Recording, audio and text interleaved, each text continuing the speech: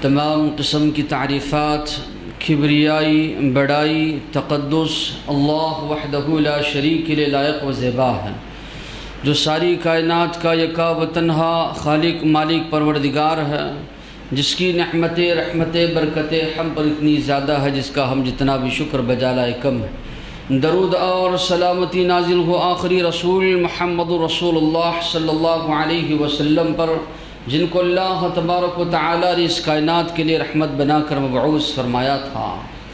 محترم حضرات و اسلامی خواتین، جس مہینے سے ہمارا گزر ہو رہا ہے، یہ اسلامی تاریخ کا سب سے پہلا مہینہ محرم الحرام ہے۔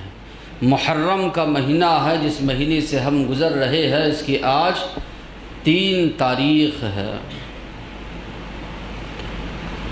اللہ تبارک و تعالی نے 4 مہینوں کو محترم قرار دیا، ان میں محرم کا مہینہ بھی ہے۔ اللہ نے فرمایا ان عدت الشہور عند اللہ 12 شہرا، اللہ کے نزدیک مہینوں کی گنتی 12 ہے۔ جب سے اللہ نے اس کائنات کو وجود بخشا ہے، اس کائنات کو اللہ نے بنایا ہے، اللہ تبارک و تعالی فرما رہے ہیں تب سے مہینوں کی گنتی جو ہے 12 ہے۔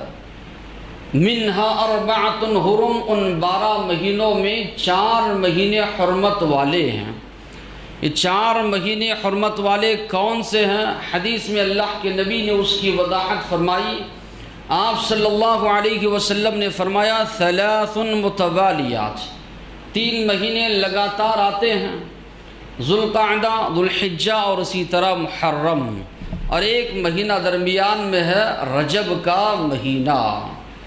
کیا کیا جائے اس میں؟ اللہ نے فرمایا فَلَا تَظْلِمُوا فِيهِنَّ أَنفُسَكُمْ، اس میں اپنے آپ پر ظلم نہ کرو، ظلم کرنے سے اللہ نے منع کیا۔ ظلم سے مراد کیا ہے؟ ایک تو ظلم سے مراد قتل و غارت گری ہے، ایک دوسرے کو مارنا ہے جو کہ زمانہ جاہلیت میں عام تھا۔ دوسرا بعض مفسرین نے کہا ظلم سے مراد گناہ ہے۔ تو بہرحال اللہ نے فتنہ و فساد، قتل و غارت گری، گناہوں سے رکنے کا حکم دیا۔ ویسے ہمیشہ ایک مسلمان کو گناہوں سے رکنا ہے، لیکن خصوصی طور پر ان مہینوں میں توجہ جو ہے دلائی گئی۔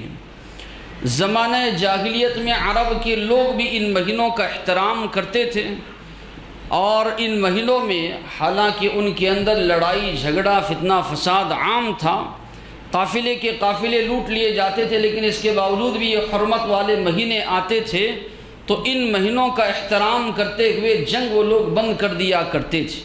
بلکہ روایات میں یہاں تک ملتا ہے کہ اگر کسی کے باپ کا قاتل بھی ملتا اس سے تعرض نہیں کرتے، اس سے لڑائی جھگڑا نہیں کرتے۔ ان مہینوں کا برابر وہ لوگ جو ہے احترام کیا کرتے تھے۔ البتہ ان کے بارے میں یہ بات ملتی ہے مہینوں کو آگے پیچھے کر لیا کرتے تھے، لڑتے لڑتے اگر حرمت والا مہینہ آیا اس کو آگے ڈال دیا، دوسرے مہینوں کو پہلے لے لیا۔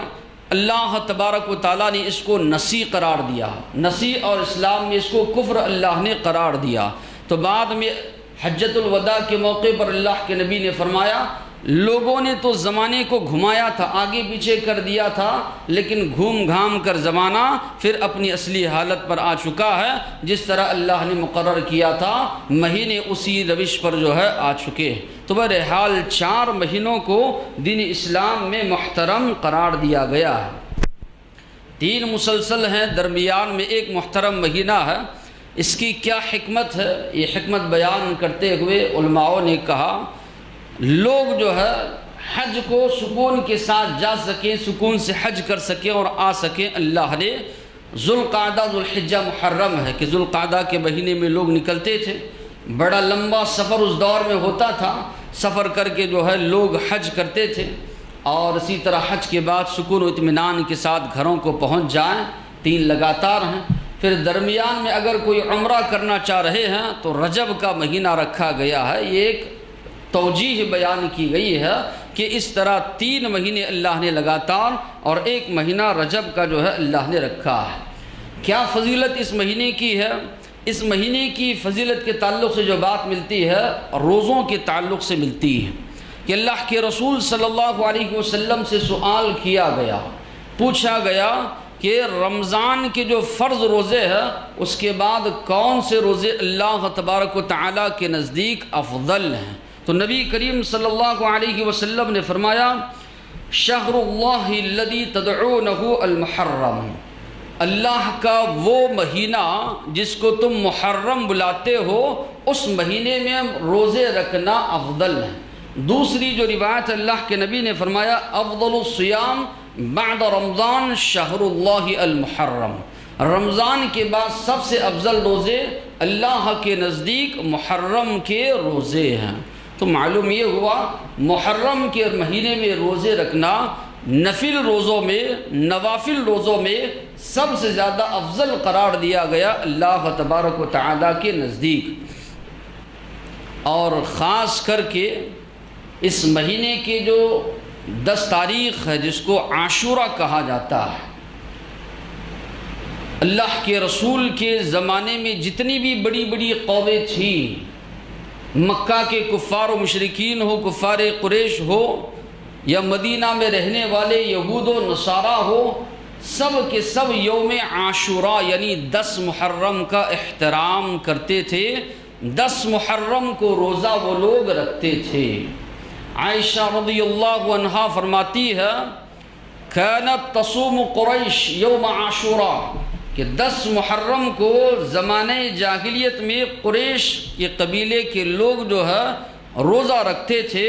وَكَانَ رَسُولُ اللَّهِ يَصُومُهُ فِي الْجَاهِلِيَّةِ، اللہ کے رسول صلی اللہ علیہ وسلم بھی زمانہ جاہلیت میں 10 محرم کو روزہ رکھتے تھے، لیکن جب ہجرت کر کے اللہ کے رسول صلی اللہ علیہ وسلم مدینہ آئے، لما قدم رسول اللہ صلی اللہ علیہ وسلم المدینہ، تو اللہ کے رسول نے یہودیوں کو دیکھا کہ وہ بھی 10 محرم کو روزہ رکھتے ہیں۔ اللہ کے رسول صلی اللہ علیہ وسلم نے پوچھا فقال لهم رسول اللہ ما هذا اليوم الذي تصومونه، یہ جو روزہ تم لوگ رکھ رہے ہو کیا اس کی وجہ ہے؟ فقالوا هذا يوم عظیم انجى الله فيه موسى وقومه، یہ دن ہمارے نزدیک بہت بڑا دن ہے، یہ وہ دن ہے کہ اللہ تبارک و تعالیٰ نے موسیٰ علیہ السلام اور بنی اسرائیل کو فرعون اس کے لشکر سے اللہ تبارک و تعالیٰ نے نجات دی، بچایا، تو اس خوشی میں اس دن ہم لوگ جو ہے روزہ رکھتے ہیں۔ پھر اسی طرح دوسری جو روایت ملتی ہے اس میں یہ الفاظ ہے کہ یہودیوں کے علاوہ عیسائی بھی جو ہے اس دن جو ہے روزہ رکھتے تھے۔ تو آپ صلی اللہ علیہ وسلم مدینہ میں حد درجے اس کا اہتمام کرنے لگے، جس طرح کے صحابہ فرماتے ہیں یوم عاشورہ کے دن اللہ کے نبی نے مدینہ میں جو ہے اعلان کروا دیا کہ جو آج صبح سے روزہ ہے وہ روزہ مکمل کر لے، اور جس نے روزہ نہیں رکھا ہے وہ روزے کی حالت میں رہ جائے۔ پھر صحابہ بھی بڑا اہتمام اس روزے کا کیا کرتے تھے، یہاں تک کہ بچوں کو بھی نصوم صبیاننا، ہمارے بچوں کو بھی ہم روزہ رکھواتے تھے۔ بچے روتے تو کھیلنے کے لیے کھلونے دیتے، دل بہلا کر یہ روزہ رکھواتے تھے۔ تو برابر پابندی کے ساتھ اللہ کے نبی اور صحابہ روزہ رکھنے لگے۔ لیکن جب رمضان کے روزے فرض ہوئے تو عائشہ رضی اللہ عنہا فرماتی ہے فلما فرض رمضان كان هو الفریضہ وترك العاشورہ فمن شاء صامه ومن شاء تركه، اللہ کے نبی نے اختیار دیا رمضان کے روزے فرض ہونے کے بعد جو چاہے روزہ رکھے جو چاہے روزہ نہ رکھے، میں تو البتہ روزہ رکھتا ہوں، اللہ کے نبی نے کہا۔ ثواب کیا ہے اس روزے کا؟ اللہ کے رسول صلی اللہ علیہ وسلم نے فرمایا احتسب علی اللہ، اللہ کی ذات سے مجھے امید ہے ان یکفر السنہ التی قبلہ، یہ روزہ رکھنے سے پچھلے سال کے جو صغیرہ گناہ ہوتے ہیں اللہ تبارک و تعالی ان گناہوں کو معاف کر دیں گے، ان گناہوں کو بخش دیں گے۔ تو ایک سال کے روزے رکھنے سے گناہ جو ہے صغیرہ گناہ جو ہے معاف ہوتے ہیں۔ البتہ اکبر الکبائر کبیرہ جو گناہ ہیں، شرک وغیرہ، نماز کا چھوڑنا وغیرہ، والدین کی نافرمانی، اس کے لیے تو انسان کو توبہ کرنا ہے۔ صغیرہ جو چھوٹے چھوٹے گناہ ہے، نیکیوں کی وجہ سے یہ گناہ جو ہے ہمارے معاف ہو جاتے ہیں، دھل جاتے ہیں۔ تو یوم عاشورہ 10 محرم کا روزہ، اللہ کے نبی نے کہا پچھلے سال کے گناہ تمہارے اس کی وجہ سے معاف ہو جاتے ہیں۔ البتہ روایات میں یہ بات بھی ملتی ہے، چونکہ اللہ کے رسول صلی اللہ علیہ وسلم نے دوسروں کی عید ہو، تہوار ہو، عبادات ہو یا رہن سہن ہو، دوسروں کی نقالی کرنے سے اللہ کے نبی نے منع فرمایا۔ اللہ کے نبی نے کہا من تشبہ بقوم فہو منہم، جو مسلمان کسی دوسری قوم کی مشابہت اختیار کرتا ہے وہ انہی میں سے ہے۔ تو دوسروں کے طور طریقے کو اپنانے سے منع کیا گیا۔ اور کئی مسائل میں اللہ کے رسول نے خاص کر کے یہودیوں کی مخالفت کی، چونکہ یہ بڑی بدترین قوم تھی اس دور میں بھی، اور ہر دور میں یہ رہی ہے، چونکہ اس کی ایک تاریخ ہے کہ فتنہ، فساد یا جتنی بھی برائیاں ہیں کرنے والے اور پھیلانے والی یہ قوم ہے۔ تو اللہ کے نبی نے سختی کے ساتھ اس کی مخالفت کی۔ صحابہ نے کہا اللہ کے نبی آپ تو ہر معاملے میں ان کی مخالفت کرتے ہیں، لیکن اس معاملے میں آپ کی موافقت ان کے ساتھ ہو جا رہی ہے۔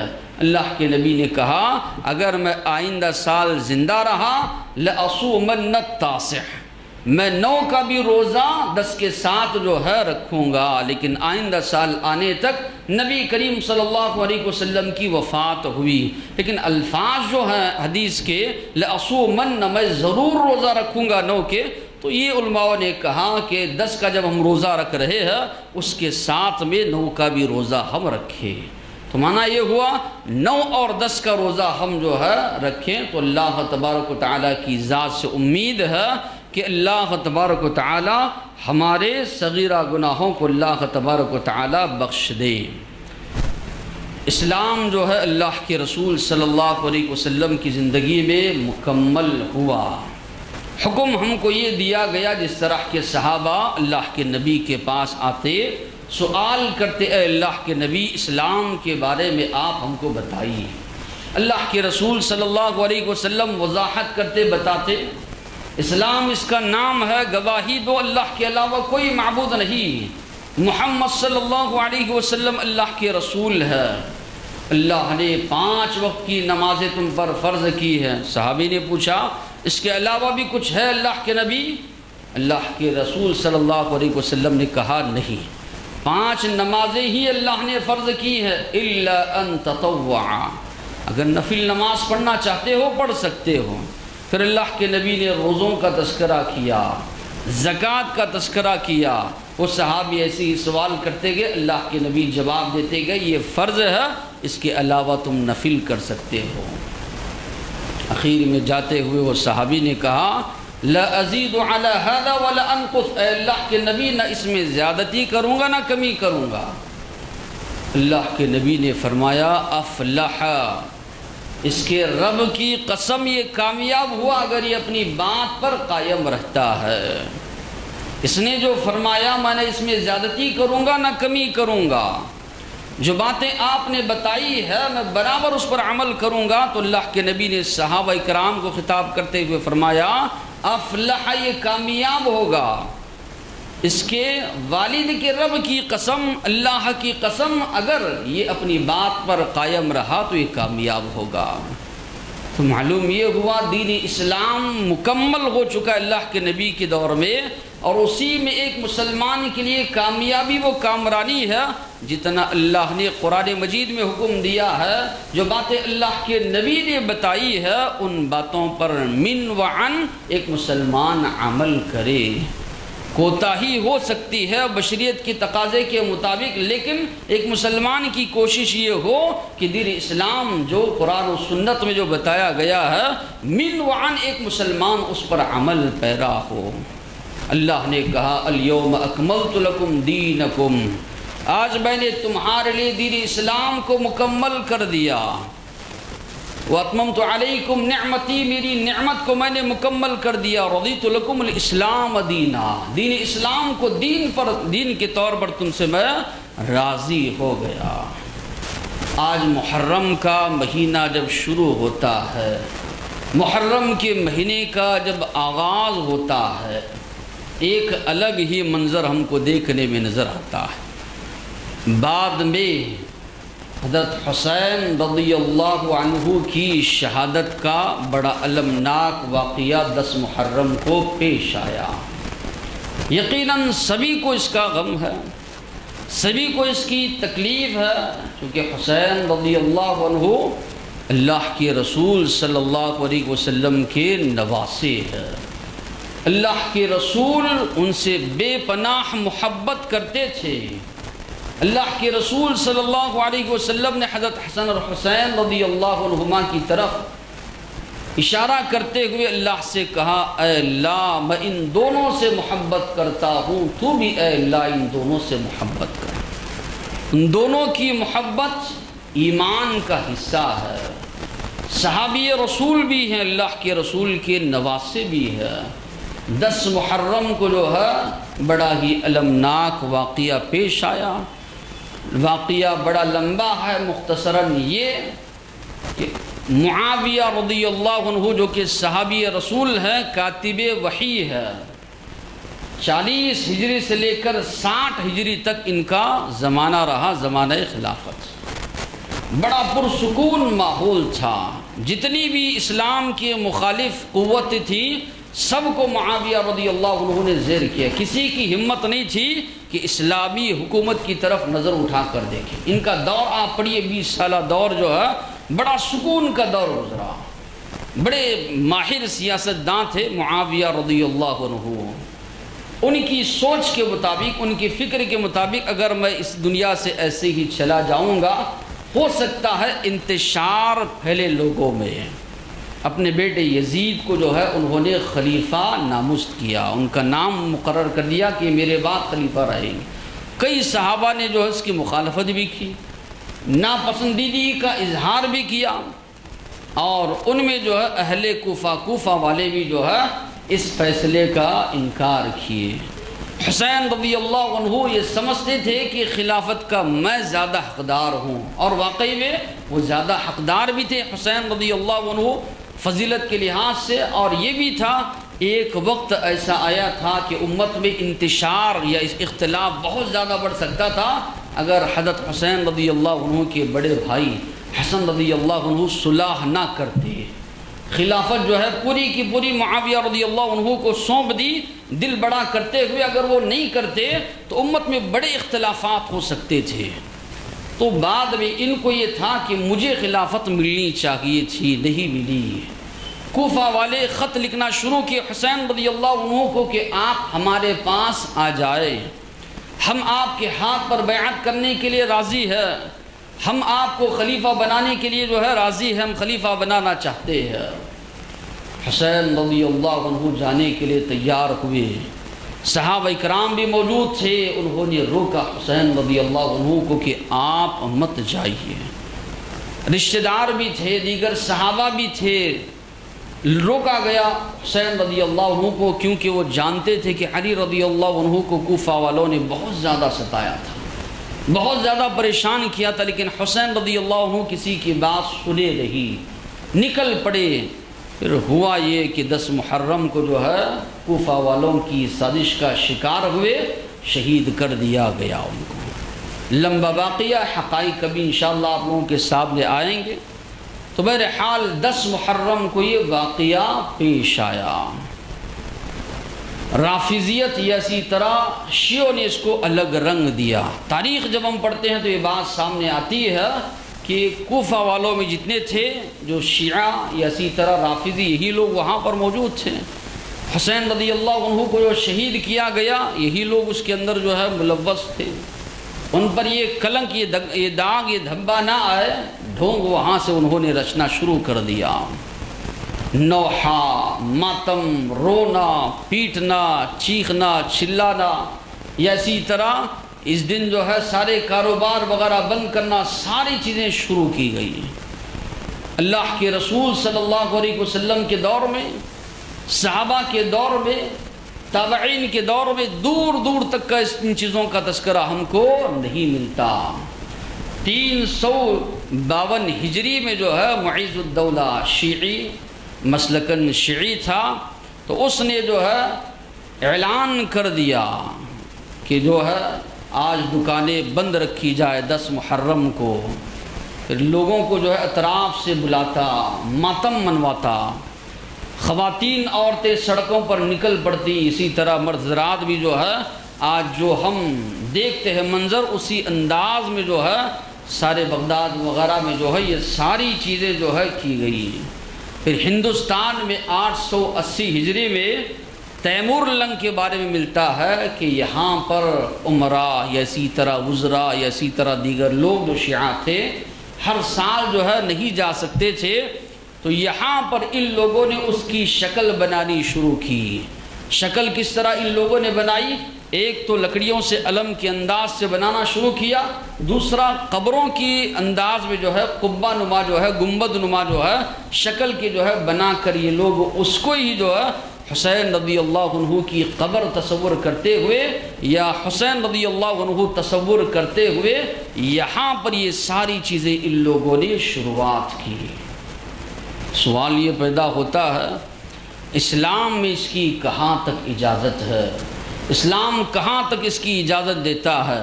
اسلام کی تاریخ اگر آپ اٹھا کر دیکھیں گے، جتنی جان کی قربانی مسلمانوں نے دین اسلام کے لیے دی ہے، کسی اور مذہب والوں نے اپنے مذہب کے لیے، اپنے دین کے لیے اتنی قربانی نہیں دی۔ تاریخ کے صفحات اٹھا کر دیکھیں گے، بے شمار لوگ جس میں صحابہ اکرام بھی جو ہے موجود ہے۔ جنگ احد جو دین اسلام کی دوسری سب سے بڑی جنگ ہے، 70 صحابہ اکرام اس میں شہید ہوئے کہ اللہ کے نبی اور صحابہ اکرام جو ہے نوحہ ان کا کرتے رہے، کہیں بھی اس کا تذکرہ ہم کو نہیں ملتا۔ پھر اسی طرح جو ہے شہادت جو ہے بئر معونہ یا اسی طرح دیگر موقعوں پر 70 صحابہ اکرام کو لے جا کر جو ہے دھوکے سے شہید کر دیا گیا، دھوکے سے قتل کر دیا گیا۔ اللہ کے رسول صلی اللہ علیہ وسلم کو اتنی زیادہ تکلیف ہوئی، 1 مہینے تک اللہ کے نبی قنوت نازلہ بد دعا کرتے رہے، لیکن اللہ کے نبی نے کبھی بھی ایسا نوحہ جو آج کل جس کی شکل جو چل پڑی ہے، جس کا رواج چل پڑا ہے، اللہ کے نبی اور صحابہ نے کبھی ایسے نہیں کیا۔ غزوہ احد میں اللہ کے نبی کے چچا حمزہ رضی اللہ عنہ کو شہید کیا گیا، ان کا سینہ چاک کر کے جو ہے ان کا کلیجہ چبایا گیا۔ وحشی جس نے قتل کیا تھا، مکہ جب فتح ہوا اسلام اس نے قبول کیا۔ اللہ کے رسول صلی اللہ علیہ وسلم کے ساتھ جب یہ آتا، اللہ کے نبی کہتے میرے سامنے مت آؤ، میرے چچا کی جو ہے شہادت میرے آنکھوں کے سامنے آ جاتی ہے، میرے سامنے مت آؤ۔ تو اللہ کے نبی نے کبھی ان کا سوگ جو ہے نہیں منایا۔ پھر آپ صلی اللہ علیہ وسلم کے بعد بھی جو ہے 1 محرم کو عمر فاروق رضی اللہ عنہ کو نماز کی حالت میں ان پر حملہ ہوا، اسی حالت میں عمر فاروق رضی اللہ عنہ بعد میں 3 دن کے بعد جو ہے شہید ہو گئے۔ کبھی صحابہ نے ماتم نہیں منایا۔ عثمان غنی رضی اللہ عنہ 20 سے 22 دن تک ان کے گھر کا محاصرہ کیا گیا۔ وقت کے امیر ہے، امیر المومنین ہے، بڑے مظلومانہ انداز میں جو ہے ان کے گھر کے دروازے کو آگ لگا دی گئی۔ شر پسند لوگ گھر میں داخل ہوئے، عثمان رضی اللہ عنہ قرآن مجید کی تلاوت کر رہے ہیں، ان پر جو ہے حملہ کیا گیا۔ ان کی بیوی نائلہ رضی اللہ عنہا آئی روکنے کے لیے، ان کی انگلیاں جو ہے تلوار کے وار سے کٹ کر قرآن مجید پر گری۔ بڑی ہی مظلومانہ انداز میں عثمان رضی اللہ عنہ کو شہید کیا گیا، ان کا آج ماتم منانے والے نہیں۔ یا اسی طرح علی رضی اللہ عنہ کی بھی شہادت ہوئی، تو کیا ان کا اس طرح ماتم صحابہ کرام مناتے رہے؟ تو تاریخ اٹھا کر دیکھیں گے تو بے شمار واقعات شہادتیں ہم کو ملتی ہے، لیکن کہیں بھی تذکرہ نہیں ملتا کہ اس طرح اس کو رنگ دے دیا گیا ہو، یا اس طرح جس طرح کے آج روڑوں پہ نکل رہے ہیں، اپنے آپ کو مار لے رہے ہیں، خون جو ہے انسان اپنے جسم سے نکال رہا ہے۔ تو یہ ساری کی جو ساری چیزیں ہیں یہ غیر اسلامی ہے، اسلام کا اس سے کوئی تعلق نہیں ہے۔ اللہ کے رسول صلی اللہ علیہ وسلم نے فرمایا لیس منا من ضرب الخدود وشق الجیوب ودعا بدعوى الجاہلیہ، وہ مسلمان ہو ہی نہیں سکتا، وہ ہم میں سے ہے ہی نہیں جو اپنے آپ کو مار لیتا ہے، چیخ کر چلا کر روتا ہے، اپنی گریبان کو پھاڑ لیتا ہے، اور زمانے جاہلیت میں جس طرح لوگ چیخ چلا کر روتے تھے ویسے روتا ہے۔ تو اللہ کے نبی نے فرمایا یہ مسلمان نہیں ہو سکتا۔ انا بریء ممن حلق وصلق وخرق، اللہ کے نبی نے فرمایا میں براءت کا اظہار کرتا ہوں، مجھ سے کوئی تعلق نہیں اس انسان کا جو اپنے کپڑے پھاڑ لیتا ہے، اپنے آپ کو نوچ لیتا ہے، یا اسی طرح اپنے آپ پر مار لیتا ہے۔ سنتانی فی الناس ہما کفر، اللہ کے نبی نے فرمایا دو چیزیں لوگوں میں پائی جاتی ہیں وہ کفر کی ہے، الطعن فی النسب، کسی کے نسب کو طعنہ دینا کہ تو فلاں خاندان کا ہے یا فلاں گرے ہوئے خاندان کا، اللہ کے نبی نے فرمایا کفریہ کلمات۔ اسلام میں اگر کسی کو عزت ہے تقوی کی بنیاد پر، خاندان حسب نسب کی بنیاد پر، اسلام میں کسی کو عزت یا اسی طرح ذلت نہیں ہے، اسلام میں عزت اور ذلت ہے تقوی کی بنیاد پر، اللہ کے نزدیک عزت ہے۔ والنیاحۃ علی المیت، مرنے والے پر رونا، اللہ کے نبی نے فرمایا یہ بھی جو ہے کفریہ کام ہے۔ تو یہ سارے کفریہ کام ہیں جو آج کر رہے ہیں۔ اسی طرح یہ جو لکڑی وغیرہ کے علم بنائے جا رہے ہیں یا قبر کی شکل کی جو چیز بنائی جا رہی ہے، اسلام آنے کے بعد، قرآن مجید ہونے کے بعد افسوس ہوتا ہے کہ اتنی جہالت، اتنی عقل ماری گئی انسانوں کی۔ اللہ نے فرمایا قل، آپ کہیے یا ایھا الکافرون، اے کافرو، لا اعبد ما تعبدون، میں عبادت نہیں کرتا اس کی جس کی تم عبادت کرتے ہو۔ اللہ کے نبی نے جو کہا تم جس کی عبادت کرتے ہو میں اس کی عبادت نہیں کرتا، اللہ کے نبی نے کس کی عبادت سے انکار کیا؟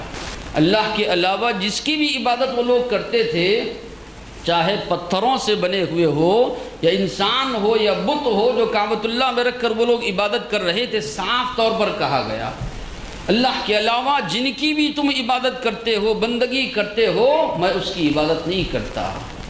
قل هو اللہ احد، آپ کہیے اللہ ایک ہے، اللہ الصمد، اللہ بے نیاز ہے، لم یلد ولم یولد، نہ وہ کسی سے پیدا ہوا نہ اس سے کوئی پیدا ہوا، اور اس کا کوئی ساجی شریک ہم پلہ اس کے برابر کوئی نہیں ہے۔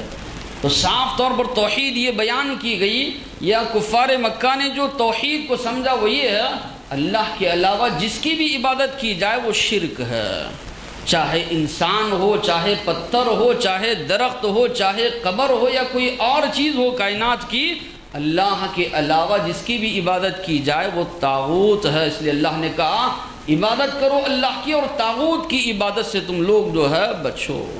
تو آج کا جو مسلمان ہے عجیب اس کی حالت ہے، دوسروں کے بارے میں عقیدہ رکھتا ہے، بت کی اگر کوئی پوجا کرتا ہے تو وہ کافر ہے، مورتی کی پوجا اگر کوئی کرتا ہے تو وہ کافر ہے، گائے کی عبادت اگر کوئی کرتا ہے تو وہ کافر ہے، سانپ وغیرہ کی عبادت کوئی کرتا ہے تو وہ کافر ہے۔ یہ تصور ہے۔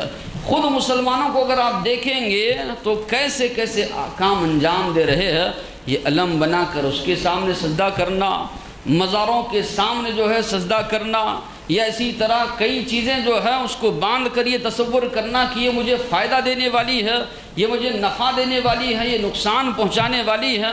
قرآن کے نزول کے بعد، نبی کی سیرت کے بعد یہ عقیدہ، یہ تو سیدھے سیدھے کفر ہے۔ یہ سمجھنا کہ وہ غیر مذہب کے نام پہ کر رہے ہیں تو وہ کفر ہے، اسلام کے نام پر اگر ہم کر رہے ہیں تو یہ کفر نہیں ہے، یہ غلط تصور ہے۔ یا اسی طرح انہوں نے قرآن کو سمجھا ہی نہیں۔ تو آج کا مسلمان یہ لکڑیوں کے علم بنا کر کالے دھاگے انسان باندھ رہا ہے، رنگ برنگے دھاگے انسان ہاتھوں پر باندھ رہا ہے، یہ تصور اس کا ہے کہ یہ مجھے نقصان سے بچائے گا۔ امام ضامن ہاتھوں پہ باندھ کر یہ سمجھ رہا ہے کہ یہ میری ضمانت لے رہا ہے کہ مجھے نقصان نہیں ہوگا۔ گھروں پر جھنڈے لگا کر اس پر ہار وغیرہ ڈال کر یہ سمجھ رہے ہیں جب تک یہ سایہ ہمارے گھروں پر پڑا رہے گا ہم کو نقصان نہیں ہوگا۔ لکڑیاں وغیرہ لگا کر یہ سمجھ رہے ہیں، ناریل وغیرہ باندھ کر یہ سمجھ رہے ہیں، منکے وغیرہ باندھ کر یہ سمجھ رہے ہیں کہ گھروں کو نقصان وغیرہ نہ ہوگا۔ نفع و نقصان کا مالک تو اللہ ہے۔ کسی کو فائدہ پہنچانا یا نقصان پہنچانا یہ اللہ کے علاوہ کسی کے اختیار میں نہیں ہے۔ اللہ کے نبی نے اپنے بارے میں فرمایا قل، آپ کہیے محمد صلی اللہ علیہ وسلم، لا املک لنفسی ضر ولا نفع، میں اپنے آپ کے لیے نفع و نقصان کا مالک نہیں ہوں، الا ما شاء اللہ، مگر اتنا ہی جتنا اللہ چاہے۔ اللہ کے نبی کے بارے میں کہا جا رہا ہے، جبکہ ہمارا ایمان عقیدہ ہے کتنا بڑا بھی ولی ہو، کتنا بڑا بھی جو ہے شہید ہو، وہ اللہ کے نبی کی ایک رات کی نیکیوں کو نہیں پہنچ سکتا۔ تو اللہ کے نبی کے بارے میں کہا گیا قل لا املک لنفسی نفعا ولا ضرا، اپنے آپ کے لیے میں فائدہ یا نقصان کا مالک نہیں ہوں، نفع و نقصان کا مالک تو اللہ ہے۔ تو یہ علم وغیرہ جو بٹھا رہے ہیں یا جتنی بھی سوگ کی حرکتیں کی جا رہی ہیں یہ غیر اسلامی ہے، اسلام سے ان کا کوئی تعلق نہیں ہے۔ ڈھول تاشے بجا رہے ہیں، اپنے گھر میت ہوتی ہے تو یہ تو ہندوؤں کی چیزیں ہیں، جب ان کے پاس میت وغیرہ ہوتی ہے بجاتے ہوئے وہ لوگ قبرستان تک جاتے ہیں۔ کئی مقامات پر یہ دیکھنے میں آتا ہے کہ بجا رہے ہیں، اور اسی طرح صحابیات کے نام، صحابہ کے نام جو ہے روڈوں پر جو ہے چیختے ہوئے چلاتے ہوئے لوگ جا رہے ہیں۔ اپنے گھروں پر کسی کی وفات ہوتی ہے یہی منظر ہوتا ہے، اپنے گھروں پر نہیں ہوتا۔ اپنے گھر پر کسی کی موت ہوتی ہے تو اسی طرح ڈھول تاشے وغیرہ بجاتے ہو، اپنے گھر کی عورتوں کے جو ہے نام راستوں پر نکالتے ہو، وہاں پر نہیں کریں گے۔ تو یہ الگ ہی جو انداز بنایا گیا، اللہ کے رسول صلی اللہ علیہ وسلم نے فرمایا اللہ نے مجھے بھیجا ہے لوگوں کی ہدایت بنا کر، اور اللہ نے مجھے حکم دیا ہے کہ یہ ناچنے گانے کی جو آلات ہے ان کو میں ختم کروں۔ اللہ کے نبی آئے تھے ان کو مٹانے کے لیے۔ اللہ کے نبی نے قیامت کی نشانیوں میں سے نشانی بتائی ہے کہ ناچ گانے والیاں عام ہو جائیں گی، تو یہ قیامت کی نشانیوں میں سے نشانی جو ہے بتائی گئی ہے۔ اور حضرت حسین رضی اللہ عنہ کو جو مرتبہ ملا وہ شہادت کا مرتبہ ہے، یہ کوئی معمولی مرتبہ نہیں۔ اللہ کے نبی اس کی تمنا کرتے تھے، اللہ میں چاہتا ہوں کہ مجھے شہادت کی موت جو ہے نصیب۔ اللہ تبارک و تعالیٰ نے انبیاء اور صدیقین کے بعد سب سے بڑا مقام و مرتبہ قرار دیا شہادت کو۔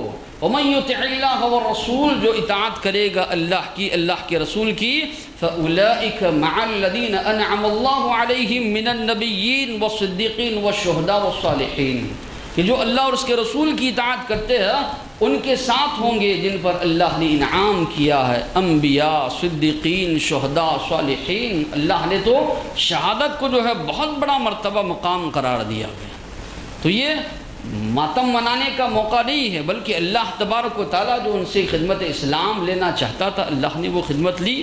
جو مقدرات میں ان کے تھے وہ مقدر اللہ نے لکھا تھا، وہ مقدر میں تھا ان کے، لیکن اس کو الگ رنگ دینا، ایسی چیزیں رائج کرنا جس کا اسلام سے دور کا بھی تعلق نہیں ہے۔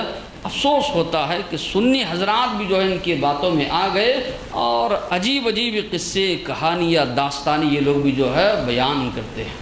بہرحال اللہ سے دعا ہے اللہ تبارک و تعالی دین اسلام کو صحیح طور پر سمجھنے کی توفیق عطا فرمائے، بدعات، خرافات، شرک اعمال سے اللہ محفوظ رکھے۔